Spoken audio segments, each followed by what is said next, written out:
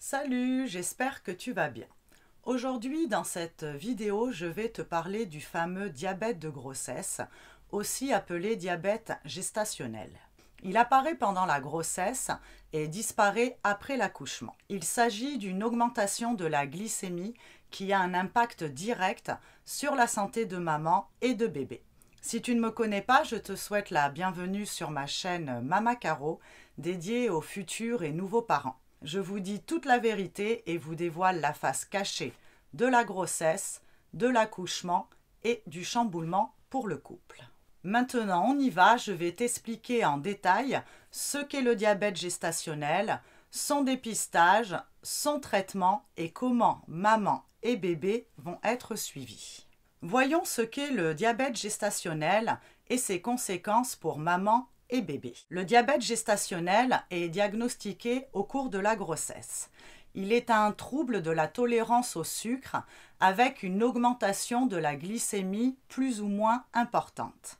La glycémie étant la quantité de sucre que tu as dans le sang. Il est diagnostiqué pour la première fois au cours de la grossesse et cette anomalie de la tolérance au sucre est passagère. Elle va apparaître pendant la grossesse et disparaître après l'accouchement. Mais pourquoi un diabète gestationnel apparaît-il pendant la grossesse ? Pendant ta grossesse, tu vas avoir 2 périodes de régulation de la glycémie. Pendant la première moitié de ta grossesse, le taux de sécrétion d'insuline et la sensibilité à cette hormone augmentent. Cela entraîne souvent des baisses de la glycémie appelées hypoglycémie, surtout la nuit et au réveil. Au cours de la deuxième moitié de ta grossesse, la tolérance au glucose diminue.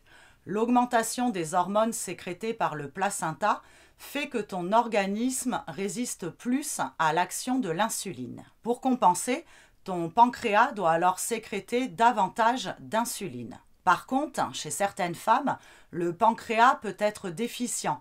C'est qu'il ne parvient pas à sécréter assez d'insuline pour maintenir une glycémie normale et cela va entraîner à certains moments une hyperglycémie puis un diabète de grossesse. Au début, la glycémie va augmenter juste après les repas puis elle augmentera même à jeun. Le diabète gestationnel peut avoir des conséquences chez la mère mais également chez bébé. Voyons d'abord les conséquences pour maman. La survenue d'une prééclampsie, qui est une hypertension artérielle gravidique, est plus fréquente chez la femme ayant un diabète gestationnel, surtout en cas de surcharge pondérale. Une surveillance médicale accentuée est alors indispensable car le risque de complications pour la mère et pour l'enfant augmente et peut se traduire par différentes choses. Un décollement du placenta, des troubles de la coagulation, une insuffisance rénale, un accouchement prématuré ou un retard de croissance du fœtus, par exemple. Pour la mère, le diabète de grossesse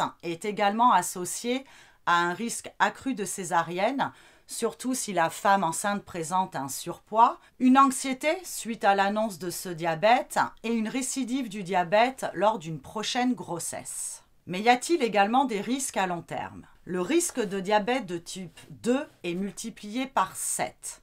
Le risque de survenue d'un syndrome métabolique, l'augmentation du cholestérol, est multiplié par 3,5 et tout ce qui est risque cardiovasculaire, maladie du cœur, des artères, est multiplié par 1,7.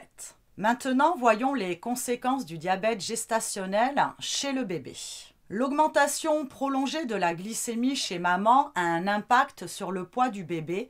C'est ce qu'on appelle la macrosomie fœtale. Elle est définie pour la France par un poids de naissance supérieur à 4 kg pour un bébé né à terme. Un poids très élevé du nouveau-né entraîne souvent un accouchement difficile avec nécessité d'avoir recours à des techniques instrumentales et une césarienne est parfois incontournable. Le diabète gestationnel peut aussi avoir pour conséquence une hypoglycémie, glycémie trop basse, chez le bébé à la naissance. Lorsqu'il est dans le ventre de sa maman présentant un diabète de grossesse, le fœtus est soumis à un apport important de sucre. Après sa naissance, n'ayant plus cet apport d'origine maternelle, bébé, encore incapable de réguler son taux de sucre tout seul, présente souvent une chute de la glycémie. Pendant ces premiers jours, on va faire des prélèvements d'une goutte de sang sur une bandelette pour doser sa glycémie. Ces dosages permettent de s'assurer que celle-ci ne baisse pas de façon anormale.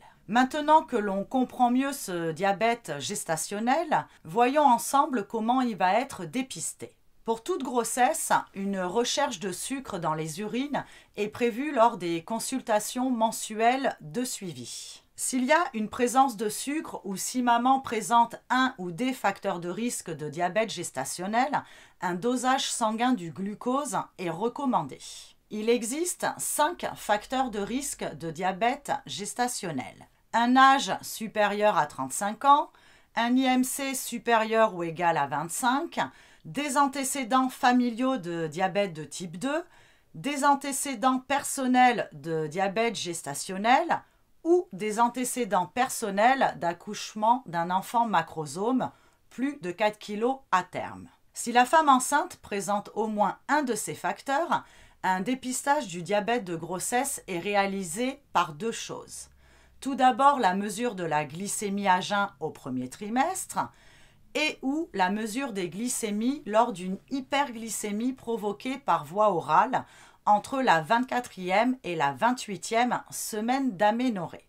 Hyperglycémie provoquée par voie orale ou HGPO, mais qu'est-ce que c'est?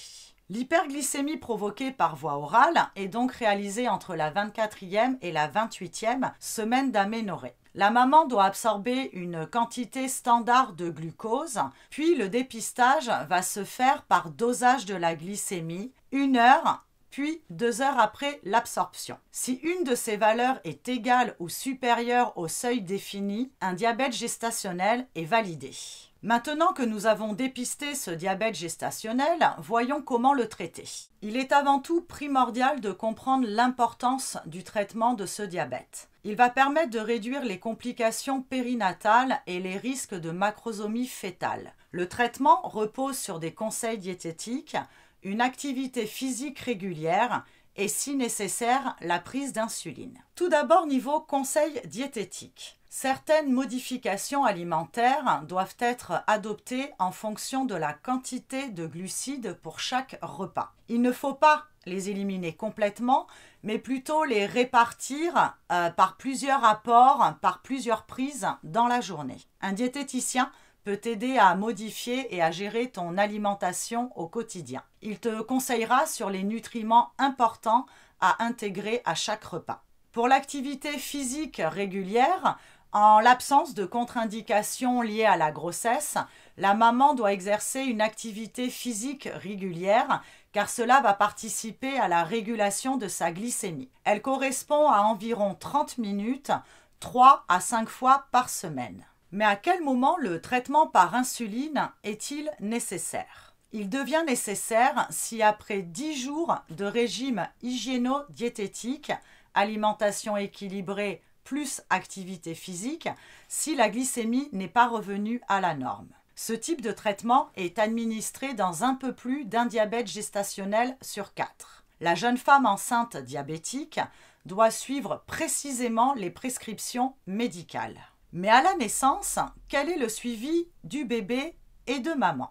L'accouchement se déroule normalement si le diabète gestationnel est bien équilibré. Si ce n'est pas le cas ou s'il y a une répercussion sur le fœtus, l'accouchement peut être provoqué avant le terme ou par césarienne. Cette décision est prise au cas par cas en accord avec le couple. Après l'accouchement, la mère et bébé sont attentivement suivis. Cette surveillance va être prolongée dans le temps car le diabète de grossesse peut avoir des conséquences à long terme. Commençons par la surveillance de bébé. La glycémie du nouveau-né fait l'objet d'une surveillance attentive car il existe un risque d'hypoglycémie, surtout si la mère enceinte a été traitée par insuline et si le poids de naissance est insuffisant ou au contraire trop élevé. Afin d'éviter les variations de la glycémie, bébé va être nourri le plus tôt possible après sa naissance, puis à intervalles rapprochés toutes les 2 à 3 heures. L'enfant né d'une mère qui a eu un diabète gestationnel a un risque plus élevé d'avoir des complications métaboliques comme du diabète modéré à l'adolescence ou à l'âge adulte. Ils sont donc suivis par leur médecin traitant afin de détecter la survenue d'un surpoids et les encourager à adopter une bonne hygiène de vie en ayant une alimentation équilibrée et une activité physique régulière. Et quelle est la surveillance de la mère? Après l'accouchement, lorsqu'une femme a eu un diabète gestationnel, la glycémie redevient normale, au moins temporairement. Si elle a reçu un traitement par insuline, celle-ci est arrêtée et la glycémie sera régulièrement surveillée. Maman aura un suivi avec un dépistage du diabète. Le dépistage est effectué soit par un dosage de la glycémie à jeun, soit par une HGPO. Ce dépistage est recommandé tout d'abord lors de la consultation postnatale qui a lieu entre la 6e et la 8e semaine post-accouchement, puis 3 mois après l'accouchement, puis tous les 1 à 3 ans selon tes facteurs de risque. Et ce dépistage sera également réalisé avant toute nouvelle grossesse. Voilà, je pense que l'on a fait le tour de ce vilain diabète. En tout cas, j'espère que cette vidéo a pu te donner plus d'informations.